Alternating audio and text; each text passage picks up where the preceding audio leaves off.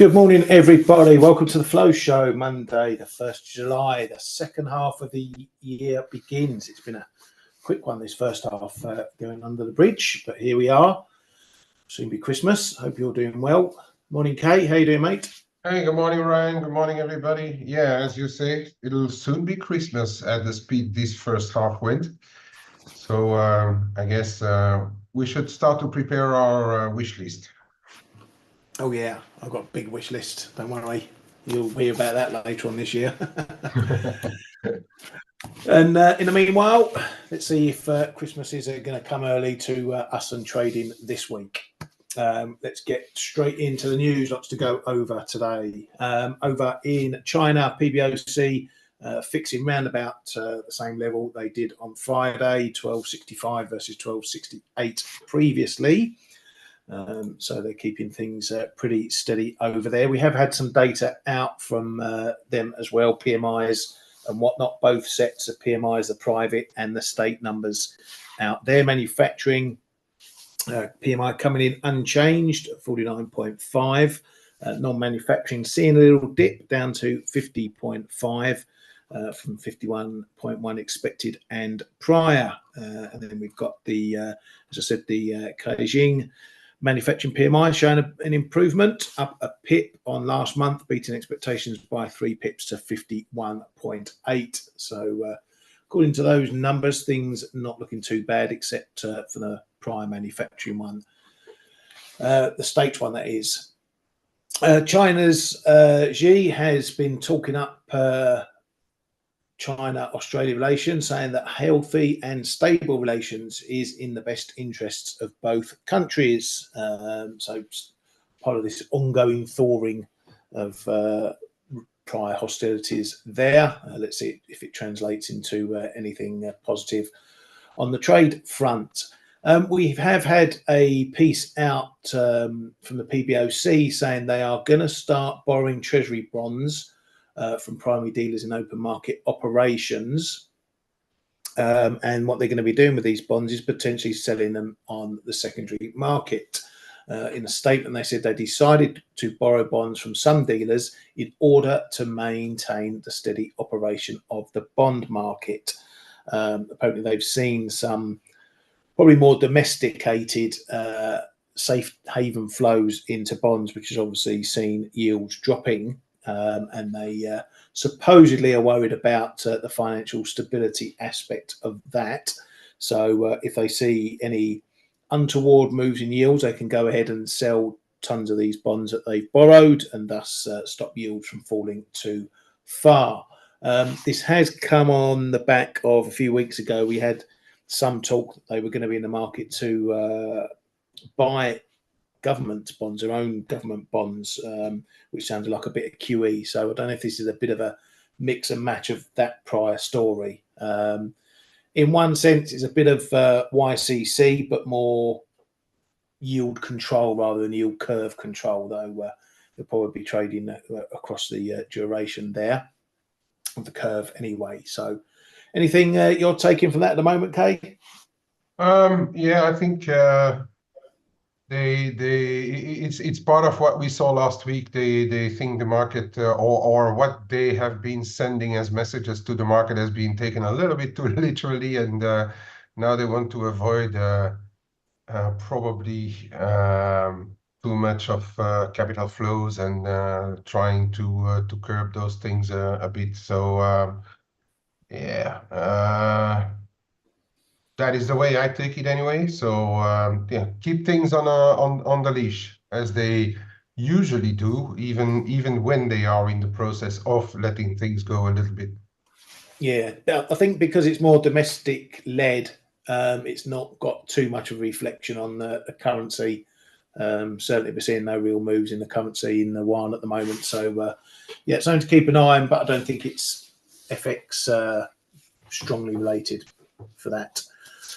So moving on, Japan, we finally got this revision to Q1 data, got knocked down to minus 2.9% from the minus 1.8% we previously saw. This was due to a bit of a rehash of the construction sector, if you like. Some numbers they got wrong or whatever there. So that's been the big revision, down 2.9%. But as we've been saying, the market and particularly the Japanese already looking through that into Q2 data. As such, some of this data is showing AOK, the Tenkan index, which is a big manufacturing industry index, up 11.1% for the capex there, versus that's investment versus 4% previously.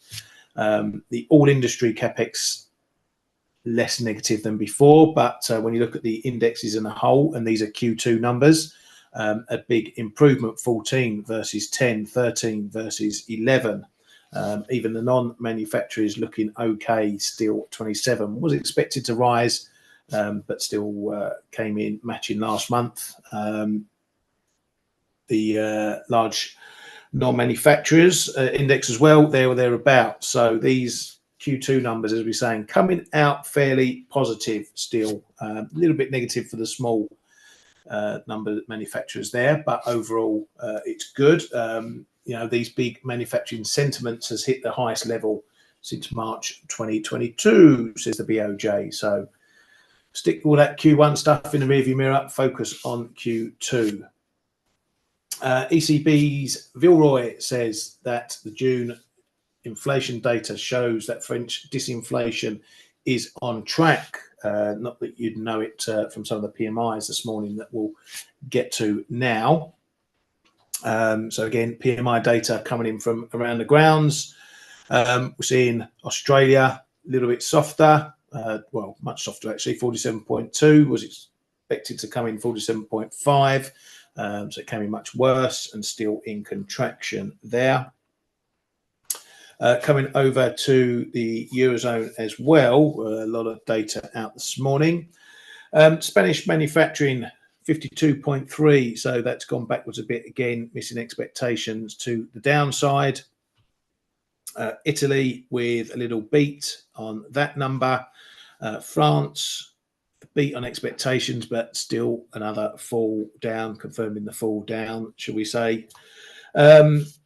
Germany pretty much the same from the PMI data. It's all the way down here. Where is it? No, I missed it. There we go. 43.5. So it improved a pip, but still down nearly 2 on last month.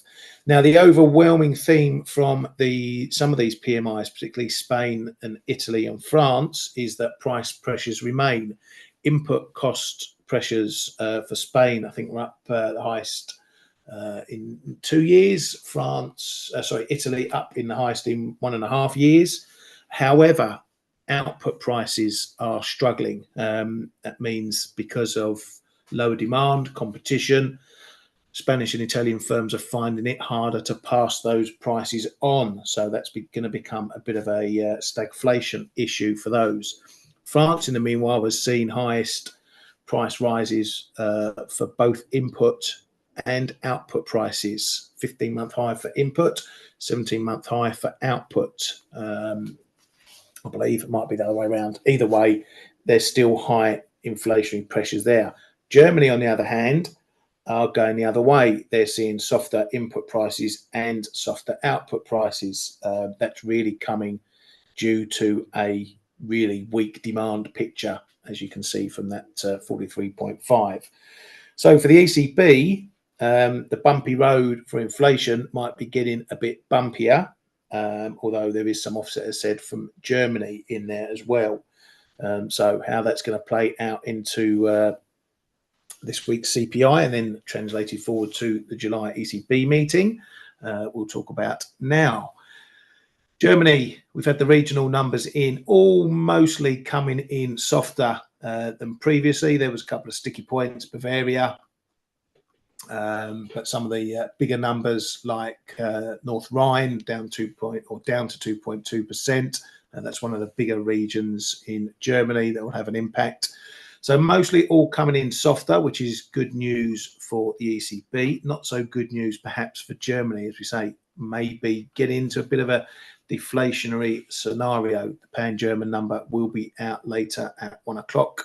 As you can see there, those expectations may be about right, might be a little bit softer on the CPI. HRCP should be there or thereabouts. If we add that into all the other CPI numbers we've seen last week, particularly France, Spain, Italy, which all showed marginal or half decent two pip drops in CPI. The CPI numbers for the Eurozone on Friday should be around expectations, and we'll look at those in a moment. That probably means that we can rule out a July cut from the ECB, and they'll all sail off on holiday soon after. Kate, anything to take from the Eurozone data or anything else this morning? Well, if I combine CPIs and PMIs, it's still not going too well in Germany, and the rest muddling on. And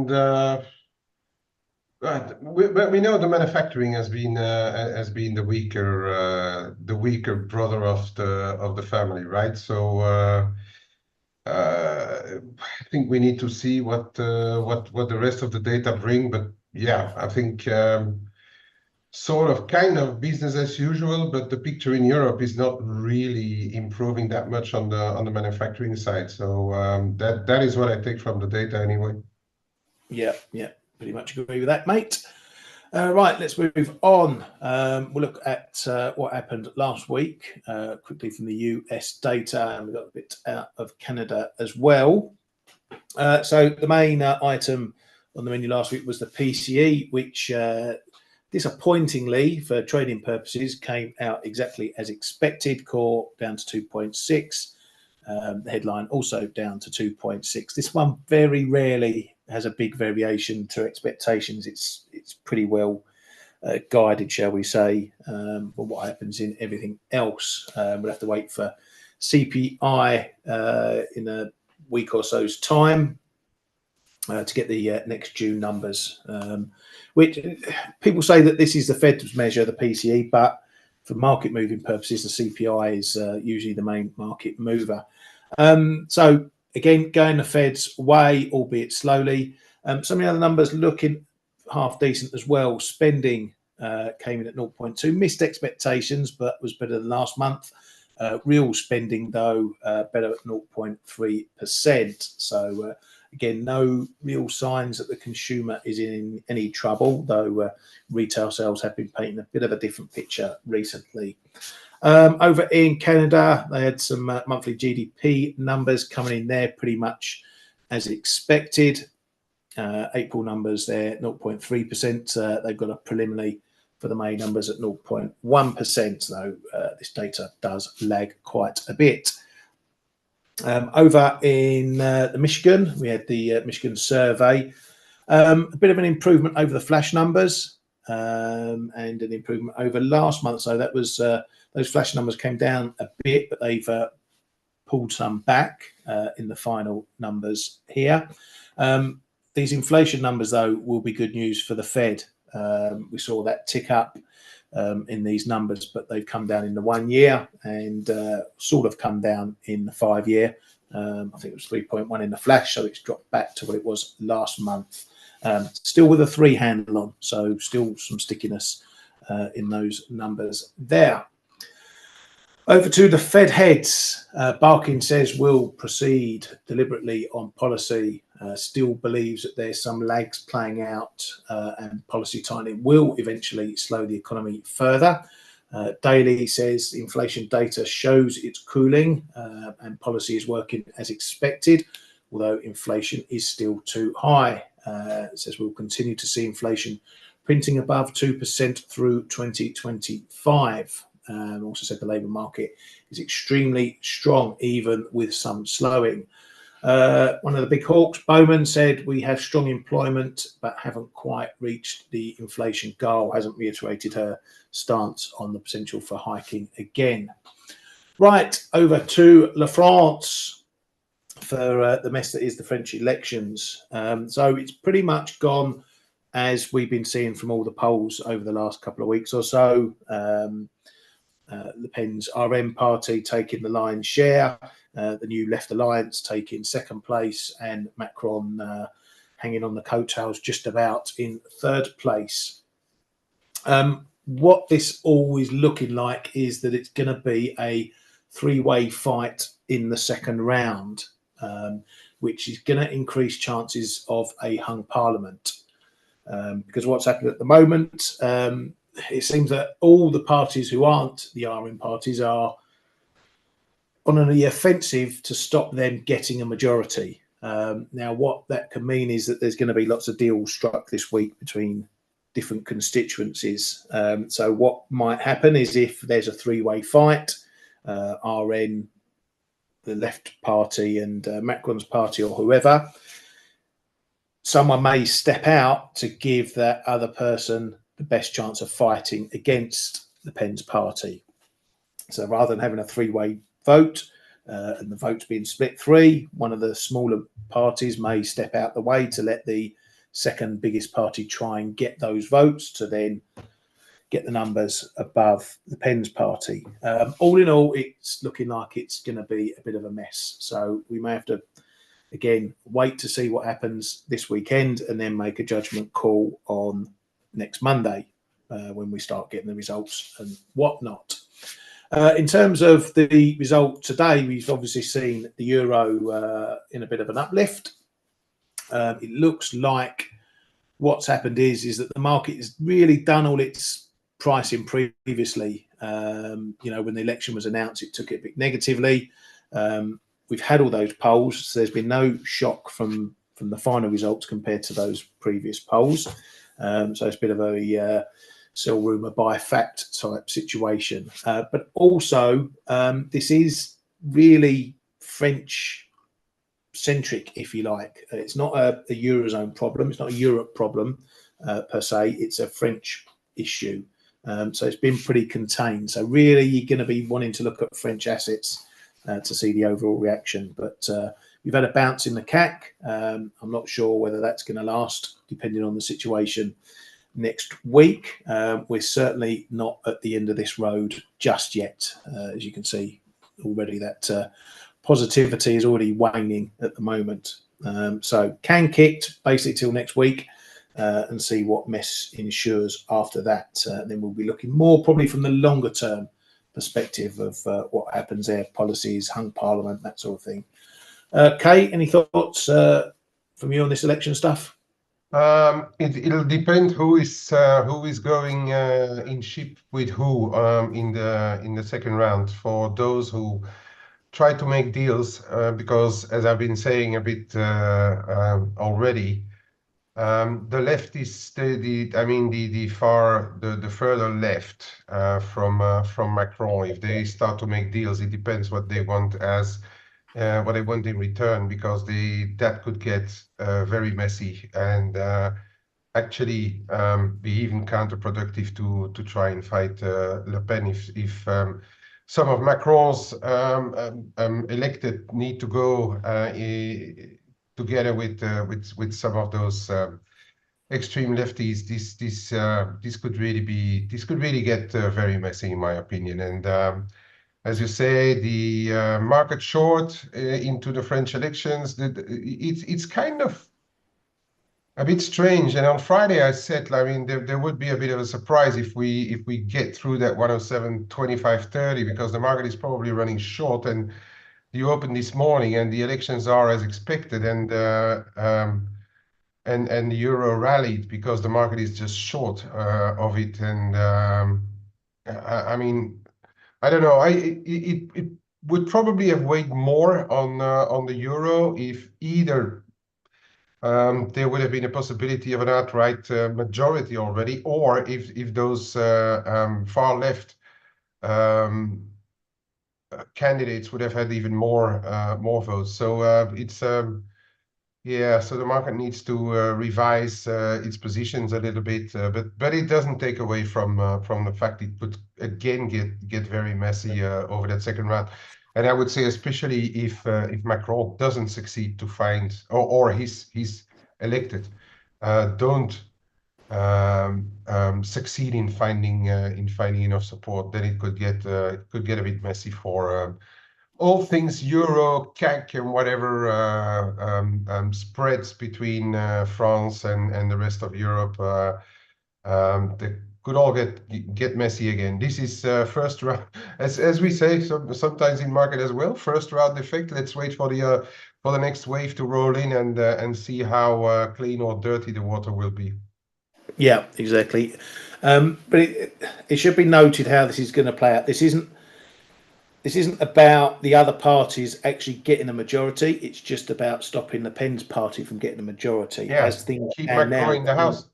yeah, as things stand now, Le Pen is still likely to get the lion's share of Parliament. It's just whether she gets this majority and Bardella, the potential PM, gets the majority. That's what the market's going to be looking at now. But whatever happens, Le Pen could still be the prominent party in Parliament. So yeah. Yeah, sorry, Yeah, and running forward on the events, this could be like a lame duck government coming and France going into a gridlock situation where they can't decide upon anything anymore. Yeah, and then if that again, that's when we start to look at what the future holds, and if we're in a hung parliament, gridlock, and if it's gridlock European and French style, it'll probably go on for months and months and months, and they'll have to agree every single policy between whoever. This will be something that folks like rating agencies will keep an eye on, and if they start downgrading France on that on the politics there, that can cause investor flows out of France because some funds and institutions will only put their money into sovereign assets of a particular rating. So that will potentially cause some outflows. So there's going to be a whole lot of knock-on stuff. But we'll have to take it, one bit at a time. We'll trade the initial reaction next week, and then we'll look at the longer term possible outcomes for France and indeed Europe if it starts hitting the euro and whatnot.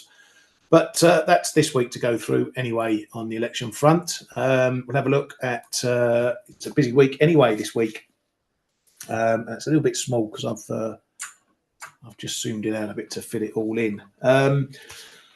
PMI week, as we know, so we get the US stuff coming as well. ISM manufacturing today, so we need to keep an eye on that one, looking at all the bits and pieces, components, prices, employment, that sort of thing, because it is obviously jobs week as well. We get JOLTS tomorrow, and Eurozone flash CPI readings. Again, I don't really see any big variation to those, given what we've seen from some of the country's numbers last week. I did say it was late this week, but it's not. It's tomorrow. On Wednesday, we get a bit more data out as well. Obviously, some more PMIs dropping. We get the services numbers, ADP, Challenger, layoffs from the US, and then we get the ISM services numbers too. So everyone's going to be jumping around those. On Thursdays, those of you trading the Swissy, we've got CPI data out from those guys, are England's next opponents. So we have to keep an eye on the old clockmakers over there. Then on Friday, it's all about jobs again, because we get the employment numbers from the US latest jobs report, and it's double bubble with the Canadian jobs as well. So busy week in the data. Again, we're only going to be trading up and around the calendar for central banks. So don't expect any huge moves. We can but hope for some big variations in the numbers. For me, it's just going to be watching the ranges once again, seeing where we go with this euro, seeing what the dollar wants to do, yields and the like. Anything in that lot you got your eye on, particularly, Kay? Ryan, what I'm especially a little bit concerned about is UK goes to vote on the 4th of July. We've got the 4th of July holiday in the US, I guess. Just quickly. Oh, yeah, and the UK election. Yeah, I forgot about that. And the UK election. And then you have on the Friday, you have the US job report where most of the US will be having a long weekend. So my biggest worry is not actually the numbers, but the liquidity that we will have going into those numbers, which could be absolutely miserable. That's actually my biggest worry for this week is rather it's fine to have numbers which could drive the market, but can we even trade it in time, you know, or can we even trade it at reasonable levels? That is what I thought. Waking up this morning, I said, like, do I really want to be around on Thursday, Friday?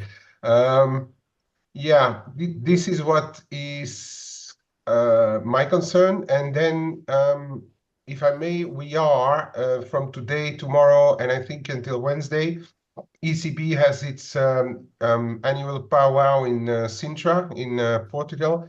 And tomorrow we have a discussion with Powell. So that's the other one that I'm going to keep, and I trust the market will listen and dissect every single word that Powell may say, especially if he would relax a little bit of the wording, I'd say, because they on the last FOMC, the market raised a few eyebrows that the about the dots being so tight with the CPI that we got just hours before. I think the market is going to dissect every word to see if he starts to say something like, "Oh, I wasn't confident, but my confidence is building." You know, then that would actually be a big market mover. Yep, exactly, mate. And yeah, we'll keep an eye on those ones. I can tell you one thing: after these central bankers will have one eye on the summer. Don't forget that after the UK election, the BOE will be unlocked, so they may be itching to get out and about with some calls. Probably have to wait until Monday or the weekend, perhaps, after we get the final results all through. So they'll all start coming in from around about 10, 11 o'clock at night in the UK. We'll start getting the first results coming through, which will be a bit of an early indicator on how things are going to go. So I'll have my ear to the ground, no doubt, on that one. And as Jeff's just reminded as well, we did have South Africa, Ramaphosa finally putting together his cabinet, or, you know, long story short, his government going in. Now, I don't know a lot about some of the names that have been put forward, but the cabinet has formed. Dollar Rand has seen, or the Rand has seen, a bit of gains on the back of that. So we might as well start there, shall we? We'll have a look at Dollar Rand. We had a little mosey under this 18 level. Interesting that this 1810 was support pretty much for the latter part of last week, and we've opened below it, and it's already resistance. So that's looking pretty significant. Again, this is a situation where we've come through the waves of what's happened in South Africa. A government is in place. I think the question, Jeff, moving forward is how long will it last, this national unity? If he was a gambling man, given the history of South Africa, you would expect there's going to be bum fights in the not too distant future. So I'd be cautious about how much the Rand can gain, because once we get through the election and they've actually got to start voting and pushing through policies, we'll have to see whether they go through easily, or whether, as I say, there is going to be a bit of an argument, bum fights and whatever. And then you've got to look at the longer term picture. Are they really going to change anything? If we get early signals that they're not, they're still going to have problems with infrastructure, power, and the like, we're back to square one. And square one isn't a lower Dollar Rand. I'm still long a little bit. I've tightened my stops up just below the 90 level. They were down at 1770, a bit out the way, but I'm just going to tighten up. I've made my money pretty much on the move up towards 1850, so don't want to give too much of that back. So I'll just rely on the levels down here, which have been in play for quite some time. If we do get a break, if we do get below 18s and we do see a proper break, then I think we're probably on for a test down towards the 38.2 fib again. That's been a decent support and resistance point all on its own. So that'll be the next big level to look at. Jeff says it's a very pro-biz cabinet overall. Thank you for that, mate. Good insight. As I say, it may be pro on paper. Getting stuff through is a different kettle of fish over there. What's your thoughts on the man this morning, Kay? So the DA got sort of what they wanted in the last minute discussions. The issue that I see now with all of it is that some of the cabinets and some of the ministerial portfolios have been renamed into different stuff. If you look at what the DA got, they got education, communications. Okay, home affairs is a biggie. Then it's forestry and fisheries and public works. I mean, okay, somewhere F.A.C.E and Transnet will be in there. And okay, Steenhuisen got I think the deputy role, right? I'm just going through. Yeah, there was two finance ministers appointed, wasn't there? Which yeah, because the old finance minister is still in there as well. So on the face, it's a decision that is, yes, pro market because the DA is in there. The problem is the agriculture. He got agriculture, right? He got agriculture. I mean, yeah, but I was looking at the other posts that the DA had. Matthew, Matthew. I was just reading through the article again.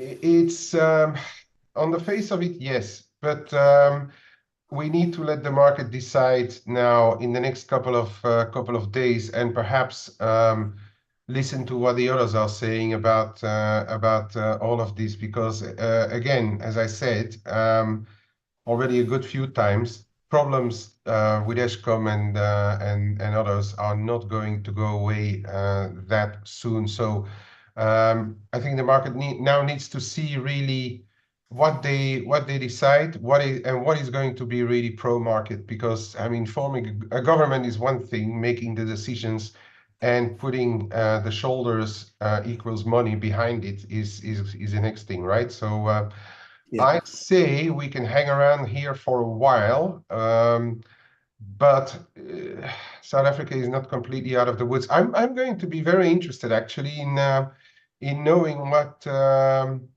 what this government is going to do towards its relationship with Russia and China, because I can imagine that the DA is not really of the side of Ramaphosa, who made the decision to side with China and South Africa and Russia. We know that Putin sent him these personal congratulations when he got re-elected. So it's a bit of a mix of things that I'm going to listen to before making any more decisions. In the meantime, we've seen that still looking a little bit fresh below 18. We're seeing bits creeping in. That's probably going to be your pivot to start the new governmental situation in South Africa. Yeah, very much so, mate. And you know, for some of you guys who are you know, a bit less experienced in these sort of things, you know, you've been blessed actually. We've been blessed actually that we've got three, you know, elections. Well, more than three elections. We've had Mexico as well, so we've had a spate of elections. So you get to see how markets trade over elections. You get all the pre-election volatility, shall we say, which is more short-term opinion polls and first rounds and election news, and then that's all short-term. Then you switch into longer-term. What are these governments going to do? How long are these governments going to last before things start blowing up? So on and so forth. And all these elections follow the same thing. They all have the short-term volatility around the election, then your longer-term trading, the course of the government, shall we say, the term of the government. So they become, in essence, two different trades. You can't have the same thinking past an election that you have over an election. Okay, so if you're trading dollar rand or anything rand over elections, or MEX or euro, whatever, you need to know that the trade will now switch to something more longer term. Okay, and that's the sort of news that you're going to have to keep an eye on if you want to keep trading it. Trade the levels, levels are levels, no matter how you trade them. You know, no matter what the news, a level will either hold or it won't. But know how things transition between short term and longer term for that. And yeah, this is all experience. So everything you're going through now is the experience that me, K-Man, Blake, all the others in our chat room have been doing this for years. You get to learn. So the next election that comes up, you know how to trade it. Trade short term first, long term afterwards. So learn. This is your experience. This is what makes you an experienced trader, alongside the experience that we have as well. Right, where should we go from here? Dollar yen, we'll have a butchers at that because that's off to the races once again. We're pushing up back into oh, what's that doing now? That was something I was highlighting last week. Let's get shots of that. We're up into the 161s again, not quite getting up to challenge Friday's high, but we're on the move once again, finding definitive support into this old broken area. This 160.20, which was the old 1990s highs and back to the 80s as well. So we're keeping the pressure on for the Ministry of Finance. Keep an eye on this for the volatility this week. We know Kanda, even though he's shortly heading out the door, we know he said that this was all speculative. That makes it a different ball game. So we are still on intervention watch. If you're seeing this move, 150, 200 pips in a session, then we're going to be very close to them potentially hitting the button again. Where it goes before they do that is anyone's guess. Look at your long-term charts for that. 163s is the one on my radar. Some of these big fibs that we've got up here, 163.80s. So big long-term fibs that we're showing up here. Again, another big high up there as well. So yeah, keep an eye on all that stuff. Well, that's a big high we've already just surpassed. So yeah, keep an eye on your longer term charts for this one, just to see the potential levels that we may run into trouble. But otherwise,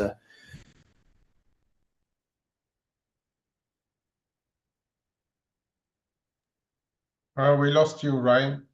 We don't hear you anymore. Hello. You got me? You're back. Yeah, I'm back.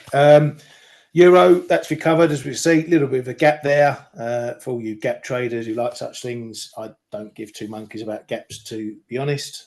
Market's going to do what market's going to do irrespective of gaps. We're still in the ranges. 107's likely to become firmer support now in this move. 108 is going to be our main resistance up there. 107.95, 108.10, that zone there. Now I think we're just going to go back to swinging with the data.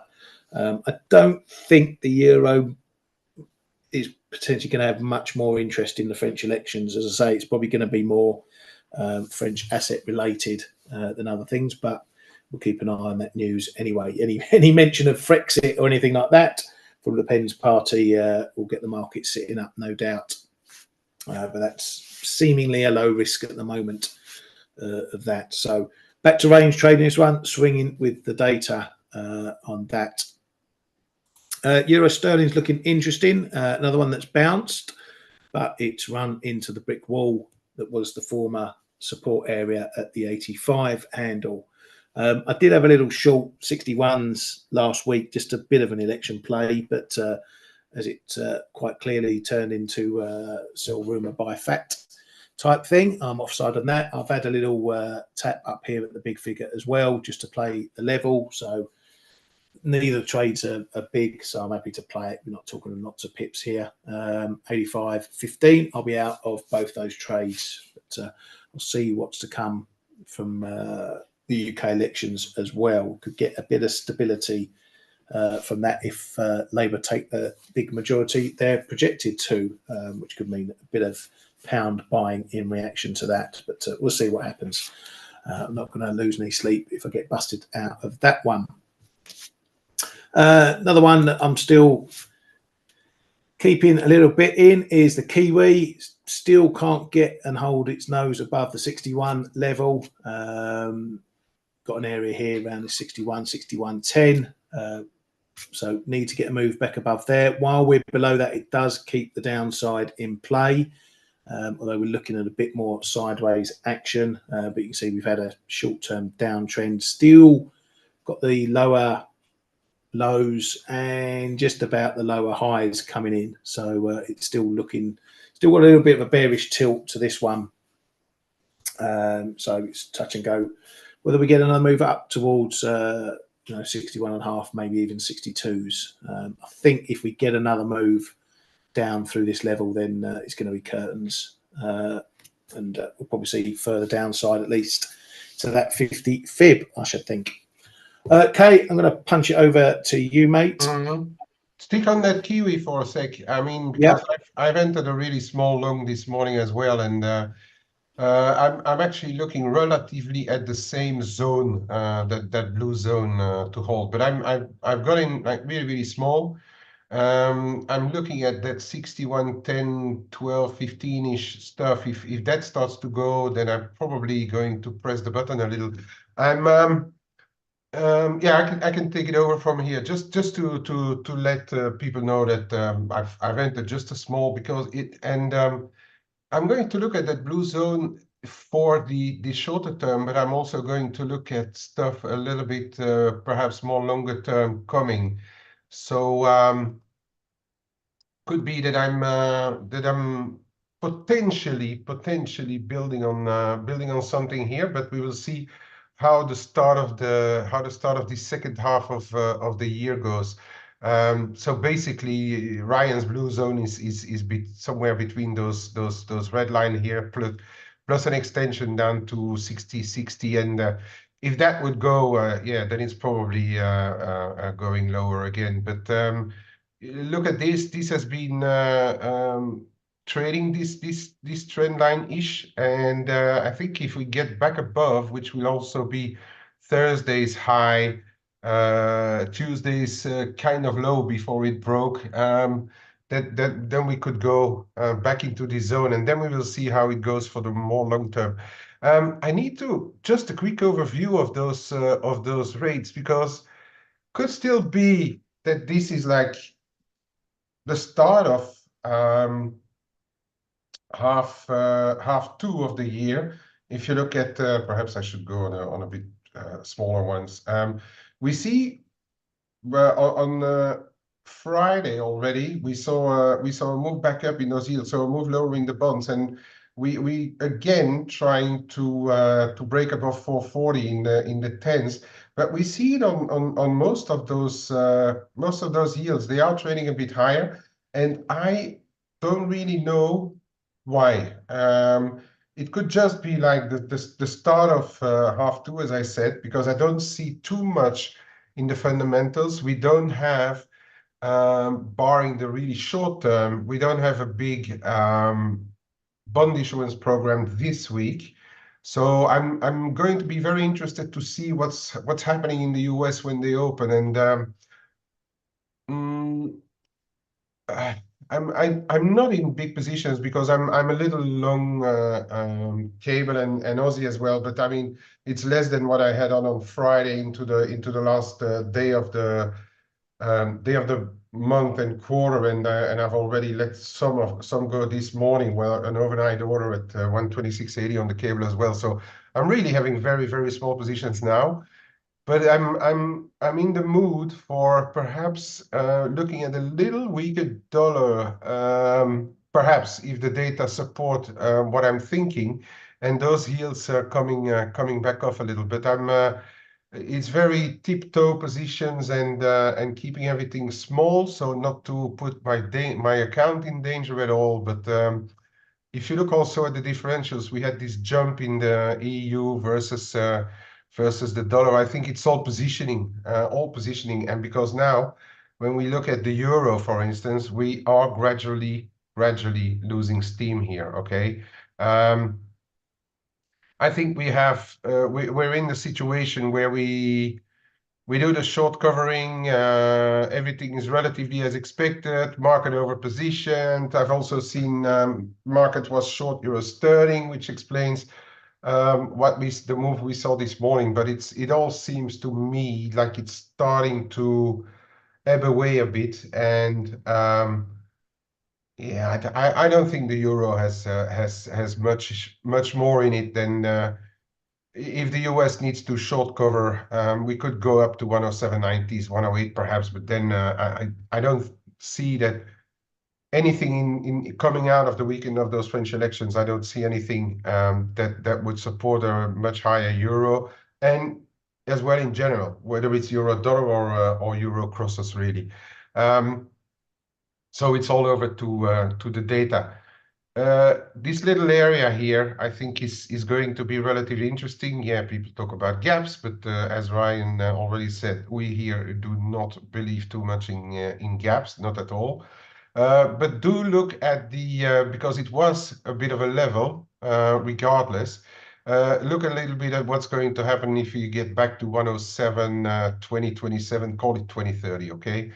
Because it has been an area of interest on rebounds, or when it goes through, when it went through, it accelerated and things like that. So keep an eye on what's happening here if we come back to rest on it, which is very, very possible in my opinion. And I don't really. It's still a tough one. On the dailies, if nothing else happens, we could have a look at 162.5. It's still very, very big. And if you look at the all yen pairs, or most of the yen pairs, they look exactly the same. Went out of wedges or channels, and we are trading, continue to trade above. I don't know what they're waiting for at the MOF. If they're just going to let it go and let the Bank of Japan decide or try to curb the yen strength, but that is still going only to come in at the end of July. I think the market is just not ready to buy yen because it's still too much of a funding problem, especially with all those yields, as I've showed a little earlier, ticking up this morning again. So that is not helping the yen in any shape or form. Aussie, we are still struggling with those highs, but we are in this triangle. Both ends are holding. I think the low 66s now stretching to that 65.80 is going to be very important on the way down. Equally important, I'd say, is if we start to break above this 67.10, because then I reckon we could be off to the races in some way, at least up to into 68s. Why not even up to 69? And this is something, as I said, I'm going to keep an eye on what the US data tell me. I'm especially going to lend a very interested ear to what Powell has to say tomorrow, because regardless whatever we had on the dots, on the comments, on Bowman or whoever was talking, if he says something that would say that he finds a little more confidence, I think the dollar pairs could be in for a bit of a reset. I'm not saying it will happen. We are traders, and that's why I'm keeping my positions very low, not to run into heavy risk. But it is possible. It is really possible in my opinion. What else? I don't have to. Oh yeah, I had to look at the metals. What I was saying this morning is that despite all those yields ticking up, and okay, there was a bit of weekend risk. I'm not saying that it had to happen between Lebanon and so, but we saw Western countries trying to tell their citizens to move out of perhaps Lebanon and so on and so forth. But it's not got worse, thank God, for now. But it's still a possibility. But with the weekend out of the way, I would have thought with the higher yields that gold may have, or the metals in general, may have a little bit of a deeper setback. I'm not saying down to below 2,300 for gold, but at least get a little bit lower and give us an opportunity to reload the sub 23 perhaps. but it's not, and it's actually keeping up relatively well. We're in a range, right? We're still in a range, but keep an eye on what's happening if ever we get back above 2340 and then 2350s.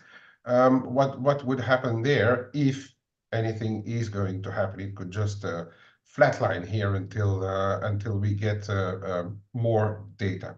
Okay. And really, that's it for me for today, Ryan. This week is going to be a very interesting one. Perhaps a lot is going to happen on the Swiss side of things as well. The dollar Swiss, for instance, that's the other side of the dollar. If we start to break above 90, 1020, it could perhaps accelerate. We are there, okay? I do think it's happening more via the Swiss crosses than the dollar Swiss right here and now. But it could mean that we reaccelerate up to 91.5 if it's a dollar thing, okay? And with that, back over to you, Ryan. Thank you very much. As always, mate, good stuff as usual. Yeah, another week. Just swing with the punches, folks. Watch your data points. See how markets move, any game changers, not game changers, and just trade accordingly. Don't marry a position. If you see some profit, take it off. Take some off. Maybe just leave a little bit on to see what else happens. On that note, we shall call it a day. Have a great day. Have a great week. And we'll see you all tomorrow.